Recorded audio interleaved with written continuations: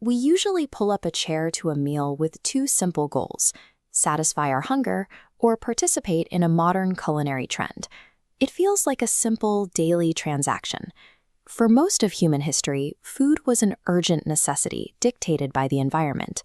When the seasons turned harsh, agriculture ground to a halt, and a single bad harvest meant devastation for an entire community.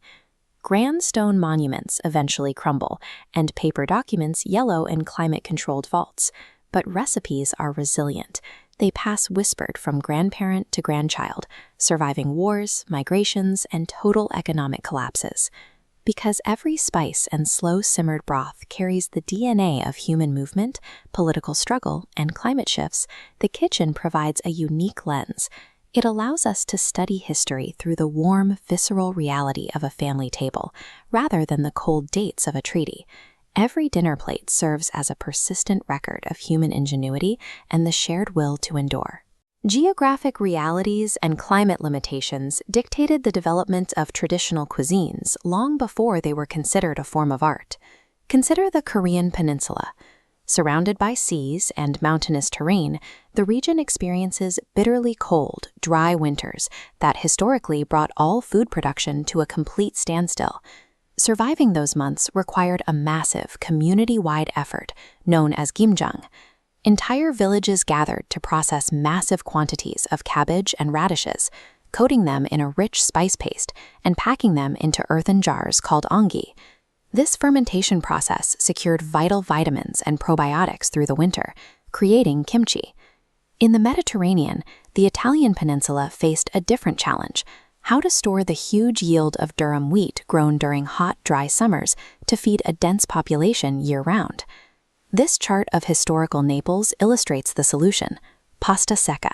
By mixing hard wheat with water and drying it in coastal breezes, Italians engineered a food source that could sit in a pantry for years. For the poor of Naples, the Lazzaroni, this engineering kept starvation at bay. You see this pattern of preservation everywhere.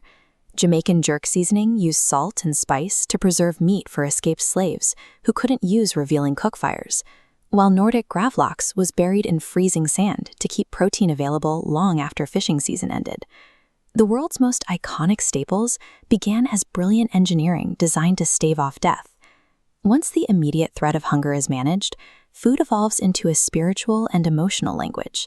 An authentic Mexican mole poblano often requires grinding 30 to 40 ingredients by hand on a volcanic stone metate. In feast foods, the painstaking labor represents the celebration itself. Spending hours on a single dish serves as an explicit offering of respect to those who gather to eat it. These ceremonial meals also act as a bridge to historical memory. During the Jewish Passover Seder, the food is an active, edible memory. Bitter herbs represent slavery, while a sweet paste of fruits and nuts represents the mortar used to build Egyptian monuments. By consuming these ceremonial dishes, communities transform their history into a living, physical sensation, ensuring the story survives for the next generation. When communities are displaced by war or economic necessity, they leave behind their homes and languages, but they carry their recipes as invisible, unconfiscatable baggage. In a new country, finding the exact ingredients of home is often impossible. This creates a tension between honoring tradition and surviving with unfamiliar local ingredients. We see this in the evolution of chicken tikka masala in the UK, where immigrant chefs adapted their techniques to a new cultural landscape, preserving their core identity while catering to local tastes. The specific aroma of a traditional broth or spice blend creates a boundary of comfort, declaring to the world that a culture has survived and retained its pride. Today, global fast food chains and ultra-processed diets are driving a homogenization of taste.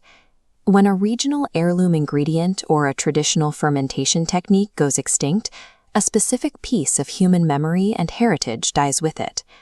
The practice of commensality, the sacred act of eating together, serves as the primary defense against this loss, forcing us to stop and be present with one another. In Ethiopia, the tradition of gursha involves placing a rolled morsel of injera bread directly into the mouth of a friend. It is an explicit gesture of affection and social bonding. For Italian families, the hours-long Sunday meal anchors the week. The slow bubbling sauce provides a dedicated space to reaffirm family ties and pass down the news of the community. A traditional Vietnamese meal centers on shared bowls of rice and broth, called canh. Eating properly requires a collective rhythm, showing consideration by offering the best pieces to elders first.